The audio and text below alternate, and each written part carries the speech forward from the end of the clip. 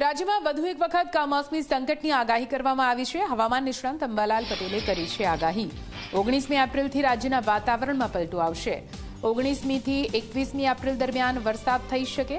સૌરાષ્ટ્ર ઉત્તર ગુજરાતના મોટા ભાગમાં વરસાદ થઈ શકે છે। આગામી દિવસોમાં તારીખ 19, 20, 21માં હવામાનમાં પલટો આવવાની શક્યતા રહેશે। અખાત્રીજની આસપાસ હવામાનમાં પલટો આવવાની શક્યતા રહેશે। વાદળો તો આજથી જ આવવાની શક્યતા રહેશે। ખાસ કરીને હવામાનમાં પલટો દક્ષિણ સૌરાષ્ટ્રના ભાગો, જેમાં કેટલાક બોટાદના ભાગો, ક્યાંક કોઈ અંશે ભાવનગરના ભાગો, જૂનાગઢના ભાગો અને ભરૂચના ભાગો, તેમજ મધ્ય ગુજરાતના ભાગો, વડોદરા વગેરે ભાગો, અમદાવાદના ભાગો હવામાનમાં પલટો આવી શકે છે। હમણાં છેક આરબ કન્ટ્રીથી લઈને